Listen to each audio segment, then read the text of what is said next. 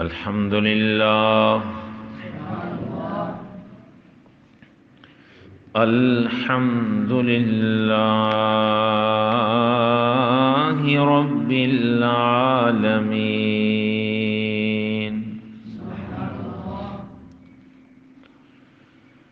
والعاقبة للمتقين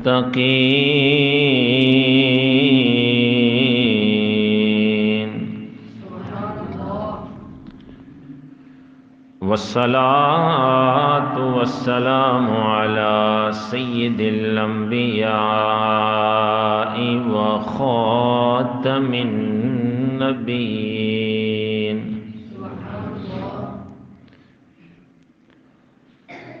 أما بعد فأعوذ بالله من الشيطان الرجيم بسم الله الرحمن الرحيم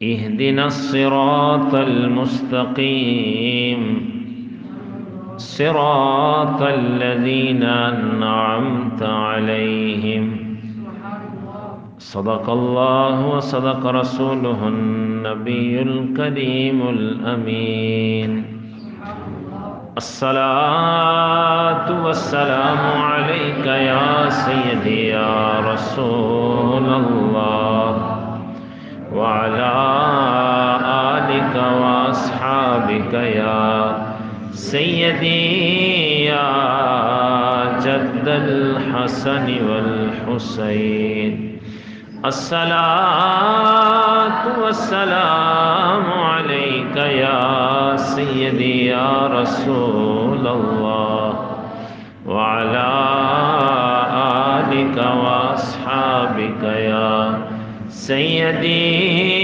يا شفيع المذنبين. بعد الحمد والصلاة حضرت عبداللہ ابن عباس رضی اللہ تعالیٰ عنہما سے مروی ہے، حضور رحمت عالم صلی اللہ تعالیٰ علیہ وسلم نے ارشاد فرمایا، دو آنکھیں ایسی ہیں جنہیں آگ نہیں چھوئے گی. سبحان اللہ. ایک وہ آنکھ جو آدھی رات میں اللہ کے خوف سے روئی، اور دوسری وہ آنکھ جس نے راہ خدا میں نگہبانی کرتے ہوئے رات گزاری. حضرت ابو ہریرہ رضی اللہ تعالی عنہ سے مروی ہے، کریم آقا صلی اللہ تعالی علیہ وسلم نے ارشاد فرمایا، قیامت کے دن ہر آنکھ روئے گی مگر جو آنکھ اللہ کی حرام کردہ چیزوں سے رک گئی،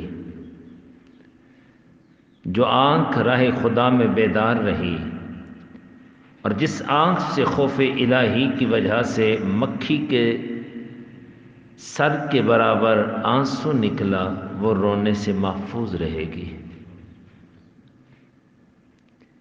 کتنا بڑا اعزاز ہے ان لوگوں کے لیے جن کی آنکھیں خاص ہوا کرتی ہیں، جن آنکھوں میں یہ کمال ہے کہ وہ حرام چیزیں نہیں دیکھتی، حرام سامنے آ جائے آنکھیں جھک جاتی ہیں، آنکھیں بند ہو جاتی ہیں. اور وہ آنکھ جو رب کی یاد میں بیدار رہے، اور وہ آنکھ جو اللہ کے خوف سے روئے، کتنا اعزاز ہے. بس ترمذی شریف نے حسن و صحیح کہہ کے حضرت ابو ہریرہ رضی اللہ تعالی عنہ سے روایت کی ہے کہ رسول اللہ صلی اللہ تعالی علیہ وسلم نے ارشاد فرمایا، وہ شخص جہنم میں ہرگز داخل نہ ہوگا. اللہ اکبر. وہ شخص جہنم میں ہرگز داخل نہیں ہوگا جو اللہ کے خوف سے رویا، یہاں تک کہ دودھ دوبارہ تھن میں لوٹ آئے اور رائے خدا کا غبار اور جہنم کا دھواں یکجا نہیں ہوں گے۔ سبحان اللہ۔ حضرت عبداللہ ابن عمر بن عاص رضی اللہ تعالیٰ عنہ کا قول ہے کہ 1000 دینار راہ خدا میں خرچ کرنے سے مجھے خوف خدا سے ایک آنسو بہا لینا زیادہ پسند ہے۔ 1000 دینار، اور اس وقت 1000 دینار بڑا مشکل تھا، ایک ایک دینار ناپید تھا، مشکلات تھی، اور 1000 دینار راہ خدا میں خرچ کرنے سے بہتر یہ عمل کہ اللہ کی خوف میں، اس کی یاد میں ایک آنسو بہا لینا۔ حضرت عون بن عبداللہ رضی اللہ تعالیٰ عنہ کہتے ہیں مجھے یہ روایت ملی ہے کہ انسان کے خوف خدا سے بہنے والے آنسو اس کے جسم کے جس حصہ میں لگتے ہیں اس حصہ کو اللہ تعالیٰ جہنم پر حرام کر دیتا ہے۔ سبحان اللہ۔ اور حضور رحمت عالم صلی اللہ تعالیٰ علیہ وسلم کا سینہ نور رونے کی وجہ سے ایسے جوش مارتا تھا جیسے ہانڈی ابلتی اور جوش مارتی ہے۔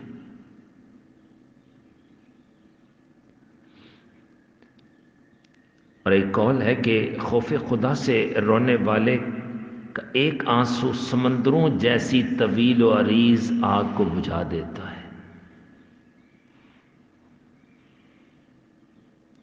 حضرت سفیان ثوری رحمۃ اللہ تعالی علیہ کہتے ہیں کہ حضرت جعفر صادق رضی اللہ تعالیٰ کی خدمت میں حاضر ہوا اور عرض کی کہ اے رسول خدا صلی اللہ تعالی وسلم کے لخت جگر، مجھے وصیحت کیجئے۔ تو آپ نے ارشاد فرمایا سفیان، جھوٹے میں مروت نہیں ہوتی، حاسد میں خوشی نہیں ہوتی، غمگین میں بھائی چارہ نہیں ہوتا، اور بد خلق کے لیے سرداری نہیں ہوتی۔ جو بد خلق ہوتا ہے اس کے لیے سرداری نہیں ہوتی۔ میں نے کہا اے رسول خدا کہ فرزند کچھ اور نصیحت فرمائیے۔ اللہ والے اسی طرح پوچھتے ہیں، وہ سادات کے در پاک پہ آ کے نا، سید زادے ہیں، عظیم چشم و چراغ ہیں حضرت امام جعفر صادق رضی اللہ تعالیٰ عنہ، تو وہ رب کی یاد میں محو رہتے ہیں، ان کی بارگاہ سے قیمتی موتی لینے کی کوشش کرتے ہیں۔ تو آپ ارشاد فرماتے کچھ اور نصیحت فرمائیے۔ تو آپ رضی اللہ تعالیٰ نے ارشاد فرمایا اے سفیان، اللہ تعالیٰ کی منع کردہ چیزوں سے رک جا، تو عابد ہوگا۔ سبحان اللہ۔ اللہ کی تقسیم پر راضی ہو تو مسلمان ہوگا۔ کتنے حسین موتی ہیں۔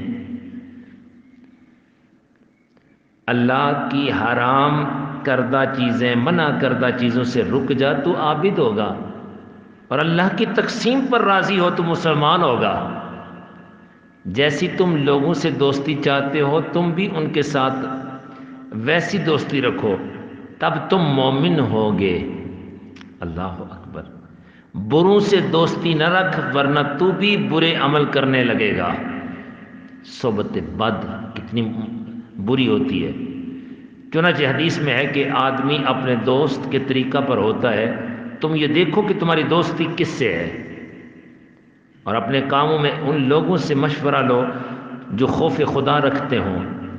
میں نے عرض کیا اے رسول خدا کے فرزند کچھ اور نصیحت کیجیے۔ سبحان اللہ۔ تو آپ رضی اللہ تعالیٰ نے ارشاد فرمایا جو بغیر قبیلہ کے عزت اور بغیر حکومت کے ہیبت چاہے، اسے چاہیے کہ خدا کی نافرمانی کی ذلت سے نکل کر اللہ کی فرمانبرداری میں آ جائے۔ میں نے کہا اے رسول خدا کے فرزند کچھ اور نصیحت فرمائیے۔ تو آپ رضی اللہ تعالیٰ نے ارشاد فرمایا مجھے میرے والد نے 3 بہترین ادب کی باتیں سکھلائیں، اور فرمایا اے بیٹے، جو بروں کی صحبت اختیار کرتا ہے سلامت نہیں رہتا، جو بری جگہ جاتا ہے وہ تہمت پاتا ہے، اور جو اپنی زبان کی حفاظت نہیں کرتا شرمندگی اٹھاتا ہے۔ کاش یہ سنہری موتی، قیمتی موتی ہم بھی اپنی زندگی میں اپنانا شروع کر دیں تو ہماری زندگیاں بھی کتنی خاص ہو جائیں۔ اللہ تعالی ہم سب کو عمل کی توفیق عطا فرمائے۔ آج کی حدیث پاک سرکار دو عالم صلی اللہ تعالی علیہ وسلم کے فرمان پاک کا مفہوم ہے کہ اعتکاف کرنے والا گناہوں سے محفوظ رہتا ہے، سبحان اللہ، اور اس کے لیے نیکیاں اتنی ہی لکھی جاتی ہیں جتنی کہ نیکی مریض کی عادت جنازہ وغیرہ پڑھنے والے کے لیے ہوں۔